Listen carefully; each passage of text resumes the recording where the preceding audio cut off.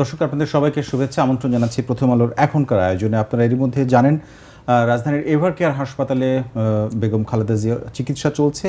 অন্যদিকে তারেক রহমান এখন লন্ডনে আছেন। প্রশ্ন তৈরি হয়েছে তিনি ঢাকায় ফিরছেন কিনা এবং তার একই সাথে খালেদা জিয়া কেমন আছেন। নেতাকর্মীরা এবং সারা দেশের মানুষই সেই বিষয়টি নিয়ে উদ্বিগ্ন। এইসব নিয়ে আমাদের আজকের আলোচনা তারেক রহমানের দেশে ফেরা না ফেরার রাজনীতি। আলোচনায় আমন্ত্রণ জানিয়েছি বিএনপি চেয়ারপারসনের উপদেষ্টা হাবিবুর রহমান হাবিবকে। এসব নিয়ে প্রথম আলোর আজকের বার্তা কক্ষে স্বাগত জানাচ্ছি আমি শামসুজ্জোহা।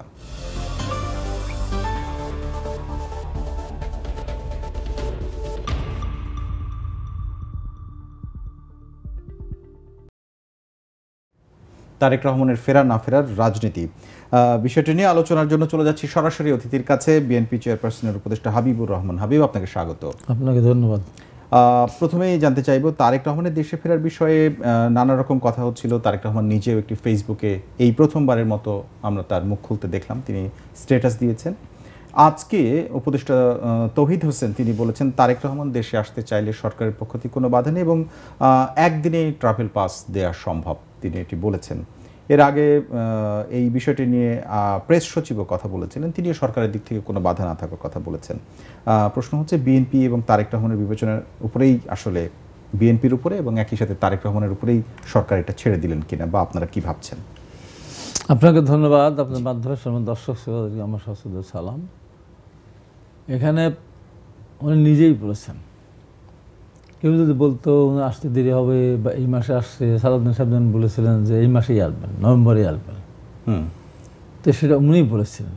কিন্তু আজকে মানে কালকে উনি নিজেই বলেছেন তার আসার ক্ষেত্রে কিছু সংকট আছে। এখন এই সংকটটা কি এটা উনি বলতে পারবেন, কারণ আমাদের কাছে যে ইনফরমেশন আছে তার চেয়ে ভালো ইনফরমেশন তার কাছে আছে, আমাদের সেই হিসেবে বলেছেন। আর আমার মতো করে যদি আমি বলি, এটা ওনার কথা না, টোটালি আমার নিজের মতামত।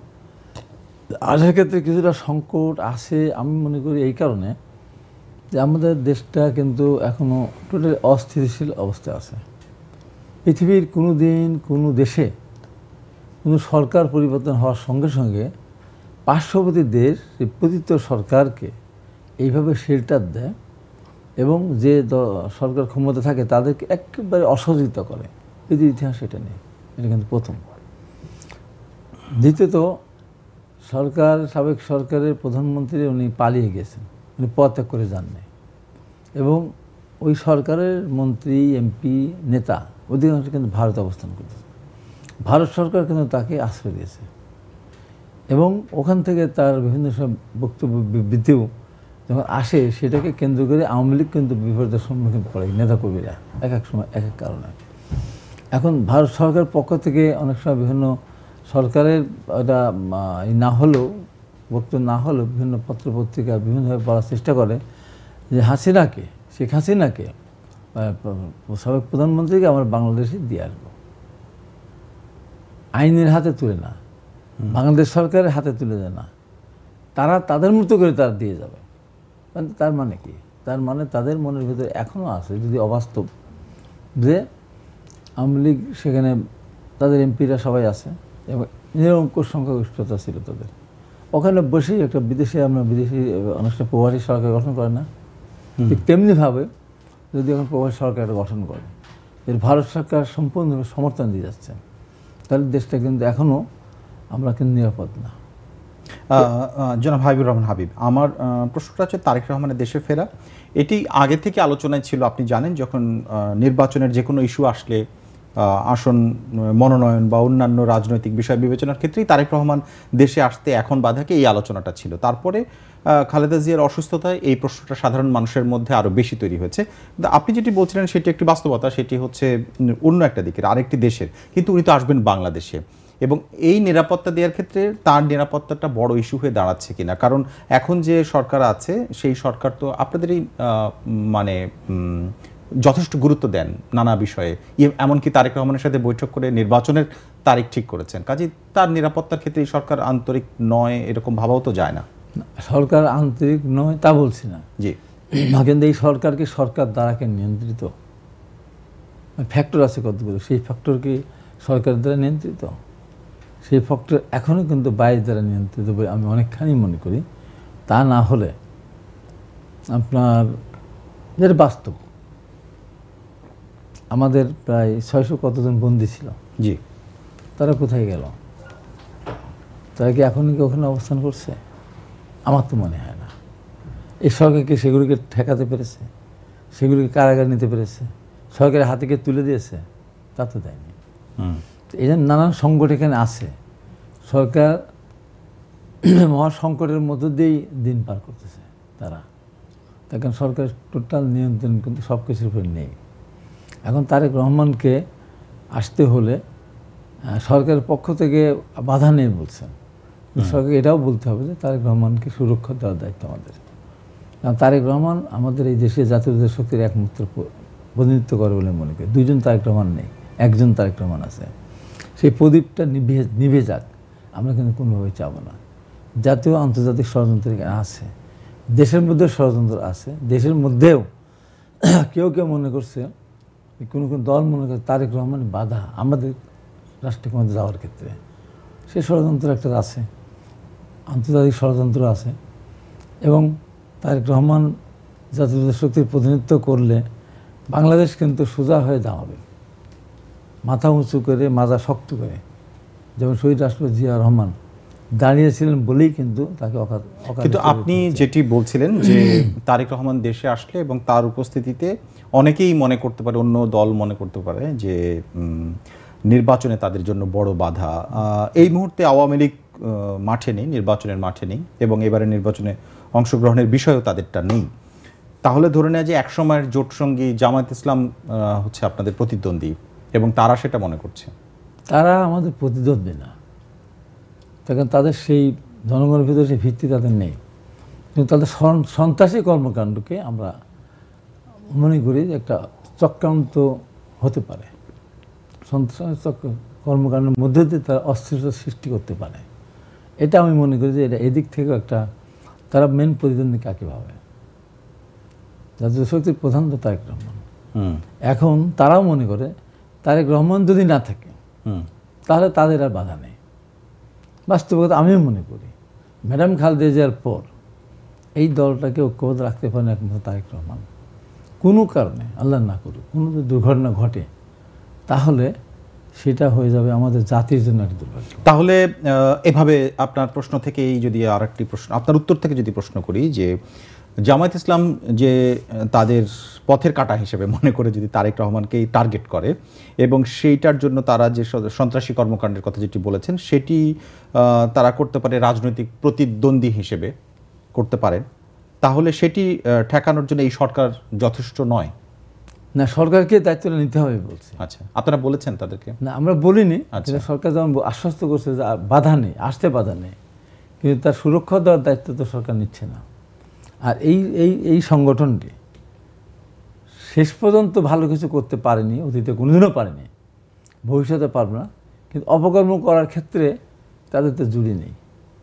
তারা এখন তো রাষ্ট্রীয় ক্ষমতা আসেনি, কিন্তু রাষ্ট্রীয় ক্ষমতার সুযোগ সুবিধা ভোগ করতেছে। তারা এতখানি ভোগ করার অধিকার কিন্তু তাদের নেই। আর এই দেশের স্বাধীনতা যুদ্ধে তাদের কোনো অবদান নেই, এই দেশ গড়ার ক্ষেত্রে তাদের কোনো অবদান নেই।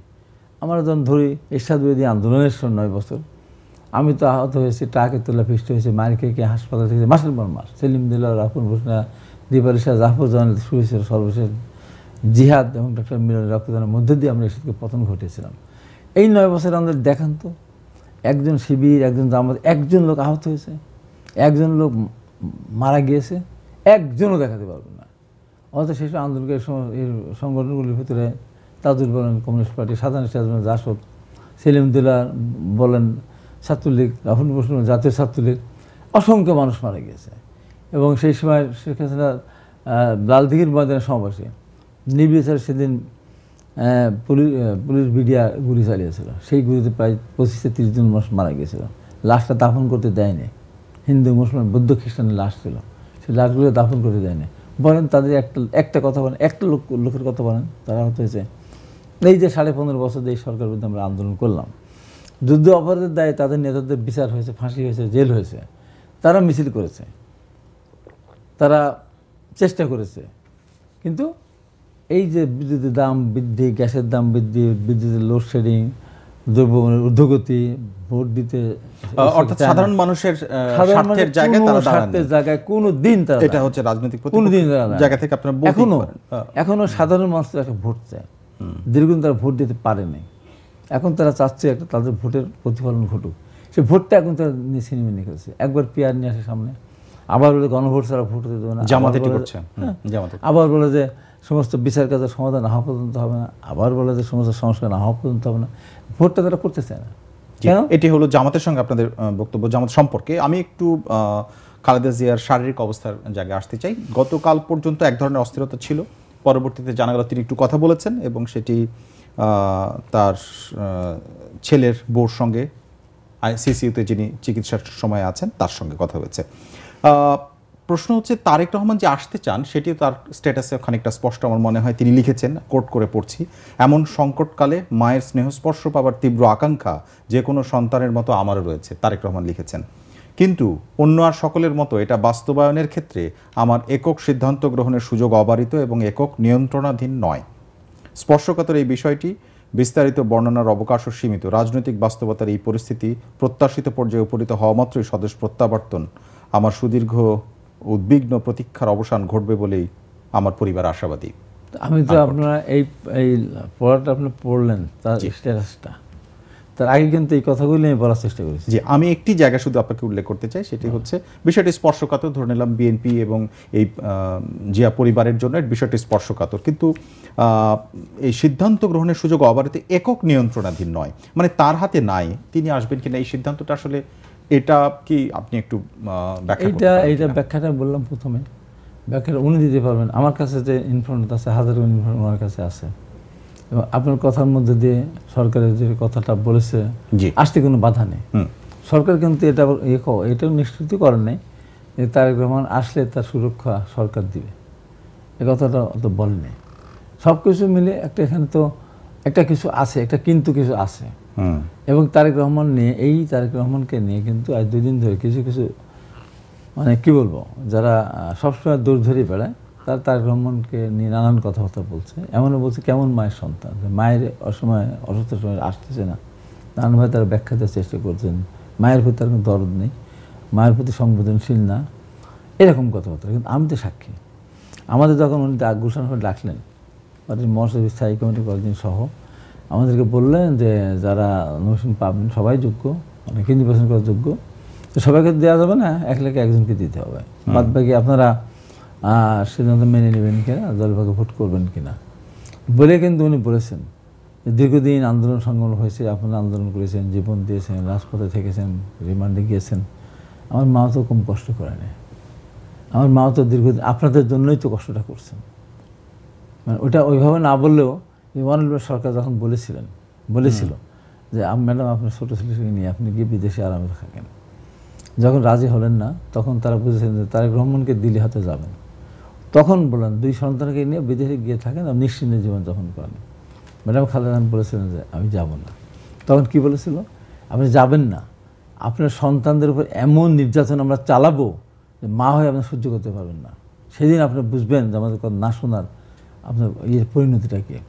ম্যাডাম খালেদা দ্রুত হাসিতে বলেছিলেন, আমার 2টি সন্তান না, লক্ষ লক্ষ সন্তানের মা আমি, আমার 2টি সন্তানকে আমার লক্ষ লক্ষ সন্তানের জন্য কুরবানি দিতে প্রস্তুত।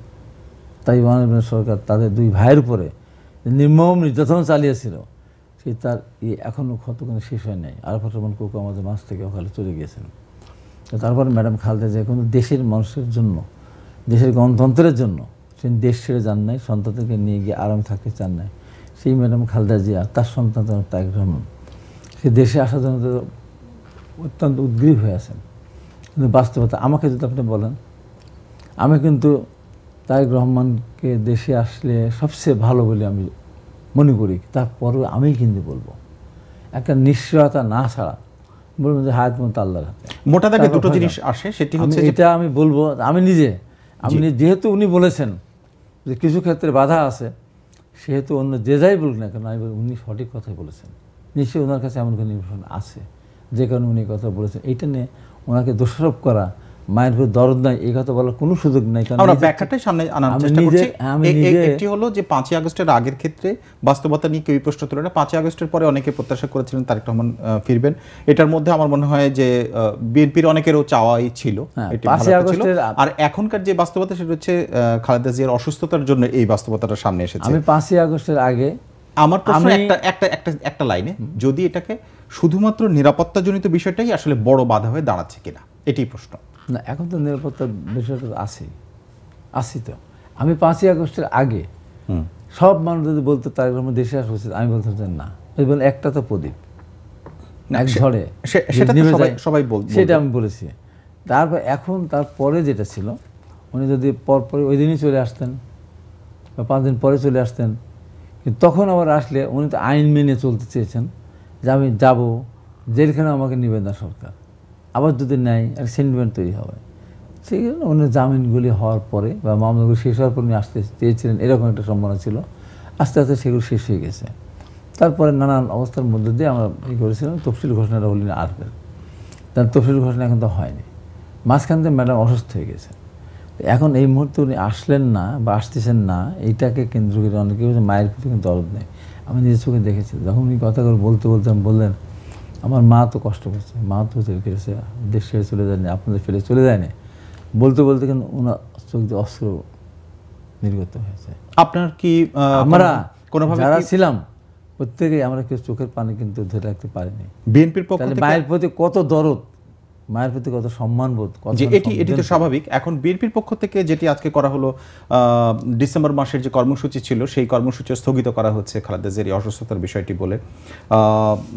এছাড়াও বিএনপির নানা রকম আমরা প্রতিক্রিয়া দেখতে পাচ্ছি। সাধারণ মানুষজন হাসপাতালের সামনে যে দাঁড়িয়ে আছেন, তারা জানার চেষ্টা করছেন খালেদা জিয়ার শারীরিক অবস্থা, যদিও এটি তাদেরকে নিরুৎসাহিত করা হচ্ছে। এখন আপনার মনে হয় কি না যে তারেক রহমানের এখন লন্ডনে আছেন, এর আগে তাকে চিকিৎসার জন্য লন্ডনে নেওয়া হয়েছিল, অবস্থা কিছুটা স্থিতিশীল হলে নেয়ার মতো পরিস্থিতি কিছুটা এগোলে তাকে এয়ার অ্যাম্বুলেন্স বা কোনোভাবে লন্ডনে নেওয়া হবে, সেই জন্য তারেক রহমান আসছেন না, এটি আসলে ডিসক্লোজ করা হয়নি, এরকম কোনো বিষয় সিদ্ধান্তের কাছাকাছি আছে কিনা? এটা একটা ধরেন সঙ্গত কারণ হতে পারে। আফটার অল ম্যাডাম যে অবস্থা এখন এই মুহূর্তে তাকে এয়ার অ্যাম্বুলেন্স করে নেওয়ার মতো অবস্থা আমার মনে হয়, ডাক্তার না যদিও, ডাক্তার জাহিদের কথা মতো আমি বলছি, জি ডাক্তার এরকমই বলেছেন, এখন তার শারীরিক অবস্থা সে নিশ্চিত না যে লং জার্নি উনি করতে পারবে। যদি এয়ার অ্যাম্বুলেন্সের শরীর থাকার মধ্যে খুব একটা পার্থক্য নেই, তারপরে জার্নি যে কারণে ওনাকে এই মুহূর্তে নেওয়া সম্ভব হচ্ছে না। একটু শিশির হলে ওনাকে লন্ডন নেওয়া হতেও পারে, সেই কারণে ওনার থাকার একটা কারণ থাকতেও পারে, এবং সেটা থাকলেও সে সঙ্গত কারণই এটা করা উচিত। আমি এলাকায় ছিলাম, প্রোগ্রাম করতেছিলাম, আমি কিন্তু সবসময় আমি অযথা কোনো কাজ আমি করতে চাই না। এভারগার হসপিটালের সামনে আমাদের লাখো মানুষ ওখানে যায়, আমরা কোনো চিকিৎসা দিতে পারবো?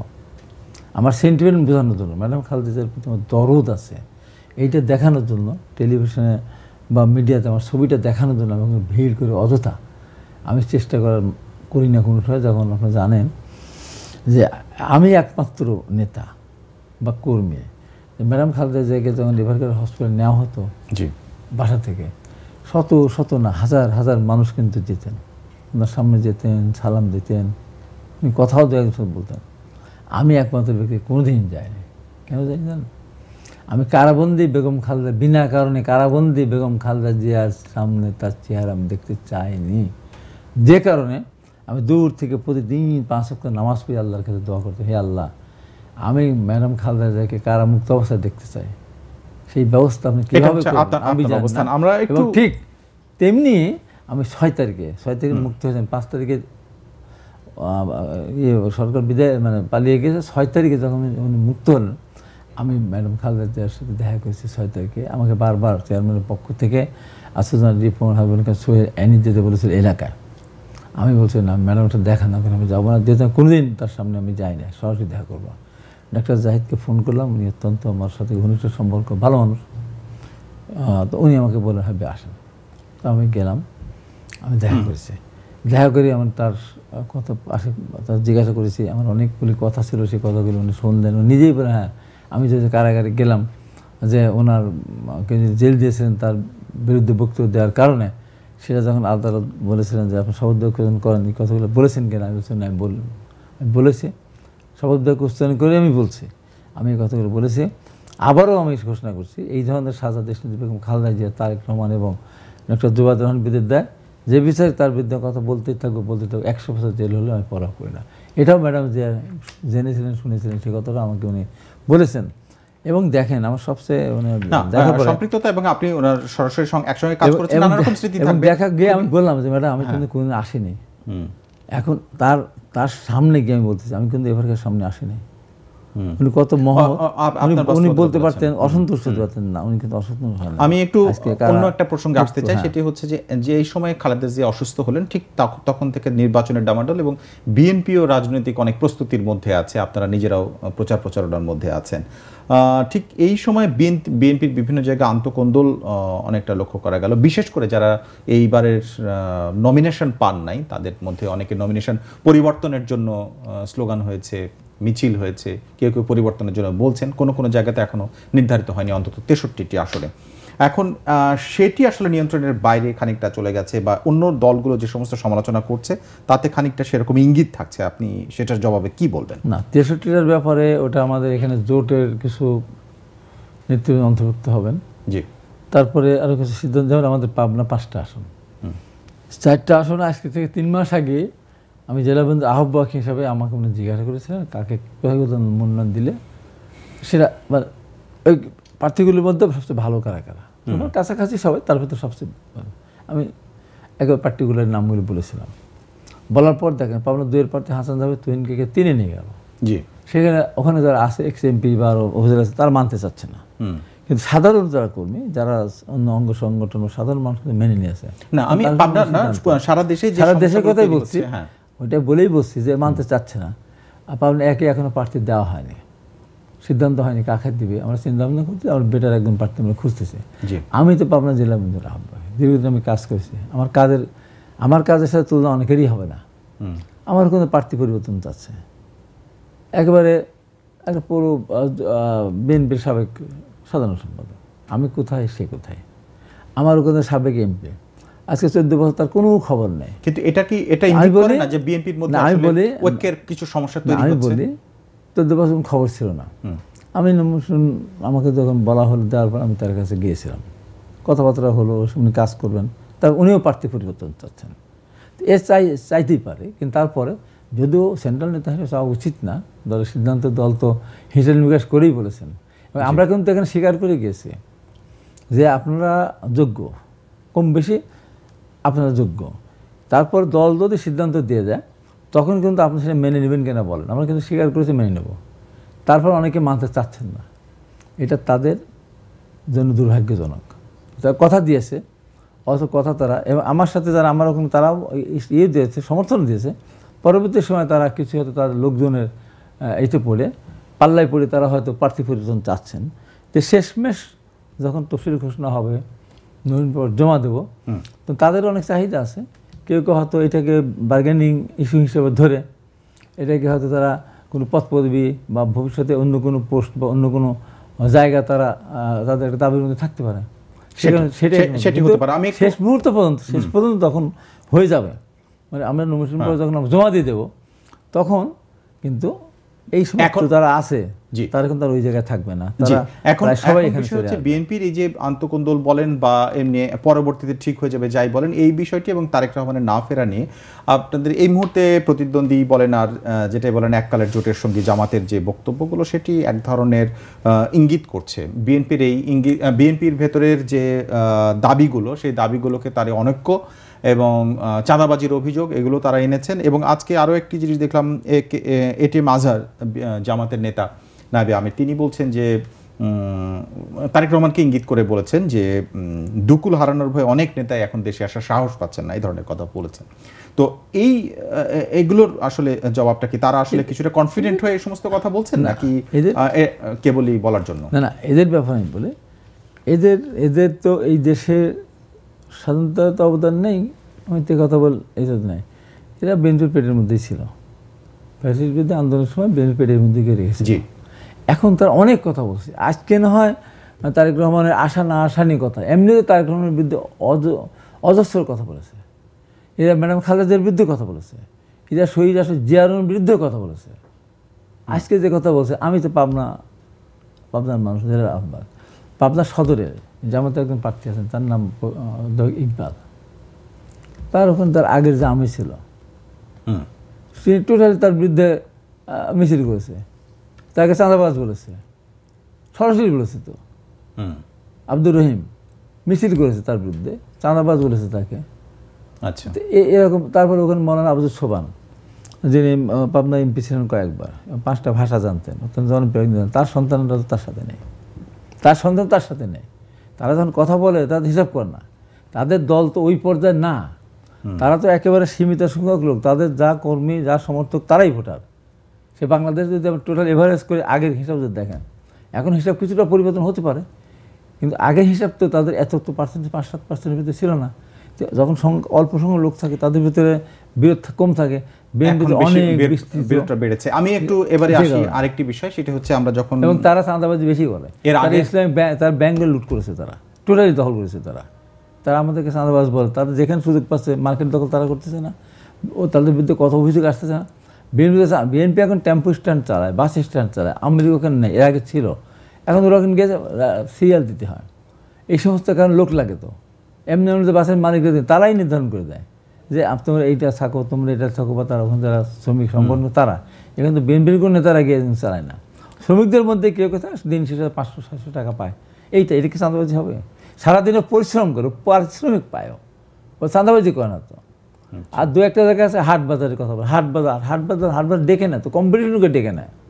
আমি দেখলাম 50 লাখ, আরেকজন দেখলাম 70 লাখ, এইভাবে কম্পিটিশন করে টাকা, সরকার ঘরে টাকা জমা দিয়ে হাট বাজার তোলাদাই করে। এটাকে চাঁদাবাজি না তো। এবার একটু আসি আগের আমলের, যে সরকার আওয়ামী লীগ আমলে যে নির্বাচনগুলো হয়েছে, তখন 17 বছর ধরে সবচেয়ে বেশি যে দাবিটা করা হতো, বিএনপি কোনো নির্বাচনে অংশগ্রহণও করেনি, এবং আপনারা বলতেন যে অংশগ্রহণমূলক নির্বাচনের দাবি তখন আপনারা করে আসছেন। এই মুহূর্তে যে নির্বাচন হচ্ছে, সেই নির্বাচনে আওয়ামী লীগের প্রসঙ্গ আসছে না, কারণ তাদের কার্যক্রমই স্থগিত আছে, কিন্তু জাতীয় পার্টি এবং 14 দলের যে অন্যান্য প্রার্থী যারা, তাদের ক্ষেত্রে আপনাদের বক্তব্য কি? এটা ছাড়া মানে অংশগ্রহণমূলক আপনারা মনে করছেন কি? আমার একটা পরিষ্কার বক্তব্য, জাতীয় পার্টি যখন অবৈধভাবে ক্ষমতা দখল করেছিল 1982 মার্চ, তারা উপজেলা নির্বাচন দিয়েছিল, তখন বিএনপি আওয়ামী লীগ যায়নি প্রথমবারে, জাতীয় পার্টি নিজেরা করেছিল। তারপরে যখন 1990 সালে নির্বাচন হলো, তখন বিএনপি জামাত গিয়েছিল উপজেলা নির্বাচনে। 88 সালে যখন নির্বাচন হলো, আওয়ামী লীগ, বিএনপি, জামাত কেউ যায়নি। আসম আব্দুর রবকে বিরোধী দলের নেতা মানে 88 দল নিয়ে একটা নির্বাচন করেছিল, 88 সালে তারা করেছিল। এই যে জাতীয় পার্টির প্রথম অপরাধ, যে তারা প্রথমে ওরা একটা সংসদ বহাল থাকা অবস্থায় সংসদ ভেঙে দিয়ে জোর করে ক্ষমতা দখল করেছিল, এই একটা অপরাধ। 46 সালে নির্বাচন করেছে, ভোট কেটেছে, তারপর কেটে ঠিক শেষ করতে পারেনি, 48 ঘন্টা বন্ধ রেখেছে রেজাল্ট, ফলাফল ঘোষণা। 88 সালে কাউকে নির্বাচন করে একা নির্বাচন করেছে। এবং এই দীর্ঘ 15.5 বছর এই জাতীয় পার্টি আওয়ামী লীগের দোষর ছিল। আওয়ামী লীগের জাতীয় পার্টি দোষর না থাকতো তো আওয়ামী লীগ হয়তো এত ফ্যাসিস্ট হতো না, আজকে তার দেশ ছেড়ে চলে যেতে হতো না। তো জাতীয় পার্টি ডাবল অপরাধ করেছে। একবার 82 সালে ক্ষমতা দখল করেছে, কাউকে ভোট করতে দেয়নি, 46 সালে করতে দেয়নি, 88 সালে করতে দেয়নি, 46 সালে আওয়ামী লীগ করেছিল, জামাত করেছিল, 5 দল 7 দল যায়নি, এবং 88 সালে কাউকে করতে দেয়নি। তারা তাদের মুখে এই কথা মানায় না, তারা 48 ঘন্টা ফলাফল ঘোষণা বন্ধ রেখেছিল। এখন 82 এখন তার আওয়ামী লীগ যেটা, আওয়ামী লীগ এখন তাদের কার্যক্রম নিষিদ্ধ আছে। এবং বাস্তবতা দেখেন, আমি তো রাজশাককে, আমি তো 1975 সালে আমি তো ছাত্রলীগ করতাম। যখন সকালবেলা ঘটনাটা ঘটলো মর্মান্তিক, সেই ঘটনা ঘটার পর আমার রুমমেট ওয়াহিদ চিল্লায় বসে ফজরের নামাজের সময়, এই তোর শেখ মুজিবকে হত্যা করা হয়েছে, আমার গলা টিপে ধরেছিলাম, এই কী বলতেছিস। তারপরে যখন শোন, আমার রুমে কী ছিল, রেডিও ছিল, তখন আমি মেজর ডালিম বলছি শেখ মুজিবকে উৎখাত করা হয়েছে। তখন আমার কী অবস্থা, সারাদিন আমি কিন্তু নির্যাতনের শিকার, মানসিক শারীরিকভাবে নির্যাতনের শিকার ছিলাম। আমি শারীরিকভাবে না নির্যাতন বিরোধী পারি নাই। প্রথম প্রতিবাদকারী আমি, প্রথম নির্যাতন সহ্যকারী আমি নির্যাতিত হয়েছে। আজকে 32 নাম্বার 36 লাশ পড়েছিল আওয়ামী লীগের কোন নেতা দেখতে যায় এখন হচ্ছে কি 82 86 বা 88 বা আওয়ামী লীগের সময়ের কথাই বলি আমরা। আমার এটা শেষ প্রশ্ন, আপনার মনে হয় কিনা যে তাদের দল তো এখন নিষিদ্ধ না বা কার্যক্রম নিষিদ্ধ হয়নি, জাতীয় পার্টি বা 14 দলের যে অন্য শরিক দলগুলো ছিল তাদের ক্ষেত্রে তাহলে আইনগত তো কোনো বাধা নাই, তাহলে এটা জোর করে হয়ে যাচ্ছে কিনা তাদেরকে নির্বাচনে না দেওয়াটা? আওয়ামী লীগের দোসর, আওয়ামী লীগ সহ 14 দল, মানে আগে আমরা যেরকম দেখতাম যে বিএনপিকে যেভাবে করতে দেওয়া হতো তারা তো সরকার থেকে এগুলি করেছে। এখন তো আমাদের তো সরকার নাই, আমার কি বিএনপি ক্ষমতায়? অনেকে বলে জামাত এবং বিএনপি দুজনেই, আমরা তো ক্ষমতায় না, আমরা তো ক্ষমতায় নেই। এখানে ধরেন আওয়ামী লীগ যদি নির্বাচন করতে না পারে যে কারণে, সেখানে জাসদ, ইনু এবং আপনার জাতীয় পার্টি দুই গ্রুপই এবং হাত কমিউনিস্ট দল, তারা আবার নির্বাচন করবে কেন? তারা তো আওয়ামী লীগের দোষর হয়ে যখন 14 সালে যখন একতরফা তারা নির্বাচন করে, আইনগতভাবে অথবা দলীয়ভাবে তো কোনো দলীয়ভাবে না, কিন্তু একতরফা যখন তার নির্বাচন হয়ে গেল, হাসান কিন্তু কি বলতেন নির্বাচন যেটা বলছেন সেটা তো নৈতিকভাবে এই অবস্থা না থাকতে পারে, কিন্তু আইনগত কোনো বাধা নাই। আইনগত কি তারা মাঠে আছে? এখন মাঠে আছে? শুনুন, আওয়ামী লীগ এই যে 10ই নভেম্বর গেল, এবার গেল, আগের বারে গেছে 10ই নভেম্বর, এই পৃথিবীর ইতিহাসে সবচেয়ে নাম করা স্বরচিত কবিতা, শ্রেষ্ঠ কবি, তার নাম কি? নূর হোসেন, যে নিজের বুক এবং পিঠকে পোস্টার করেছিল কাগজ ব্যবহার না করে স্বৈরাচার নিপাত যাক, গণতন্ত্র মুক্তি পাক। সেই নূর হোসেন দিবসে তারা যদি 1000, 2000, 5000 নূর হোসেন ওইটা স্লোগানটা লিখে, বুকে পিঠে লিখে, কাগজে এপিটে লিখে রাস্তায় নামে যে 2000 অ্যারেস্ট হতো, নূর হোসেনের প্রতি শ্রদ্ধা জানানো হতো। তারা কি করলো? ট্রাম্পের ছবি নিয়ে নামবে, যে এই ছবিতে ভাঙবে, তাড়াবে, পুলিশ পিটাবে, ট্রাম্পকে দেখাবে, দেখেন আমরা আপনার কত ভালোবাসি, আপনার ছবি নিয়ে আমরা দাঁড়িয়েছিলাম বলে আমাদেরকে পিটালো, নির্যাতন করলো, রাজনৈতিক কতক্ষণ অপরাজনীতি তারা করতে গেছে। এবারও তারা দাঁড়ায়নি, তাহলে তারা দাঁড়াতে পারে না। যারা, আমি 15 আগস্টে আমার টক শো ছিল আপনার সকালবেলা, যে সংবাদপত্রের নিউজ এবং ভিউজ নিয়ে এই যে বাংলাদেশ প্রশ্ন করেছিল, আমি বললাম আজকে আওয়ামী লীগ 10,000 লোক অ্যারেস্ট হচ্ছিল, বুঝতে পারছি সেটা হয়নি, অর্থাৎ রাজনৈতিক কার্যক্রম নাই। তার এমনিতেই তারা এই যে এত বছর ধরে, 15.5 বছর ধরে তারা এত টাকা পয়সা অর্জন করলো, ক্ষমতা ব্যবহার করলো। আমি বারবার বলতাম এই ঢাকা বিশ্ববিদ্যালয়ে আজকে ছাত্র দলকে যেতে দেয় না, যে যায় তাকে মানে পরীক্ষা দিতে দেয় না, হলে থাকতে দেয় না, জায়গায় দিয়েছে কাদেরকে? ছাত্র শিবিরকে। ছাত্র শিবির নামে ঢাকা বিশ্ব কোনো তৎপরতা করে না, সব বাংলাদেশের কোথাও তৎপরতা না, সব ছাত্রলীগের ভিতরে ঢুকে মিছিল করেছে, হেলমেট পরে ছাত্রলীগের হয়ে ছাত্রলীগকে কলঙ্কিত করেছে, তারা নিজেই স্বীকার করেছে।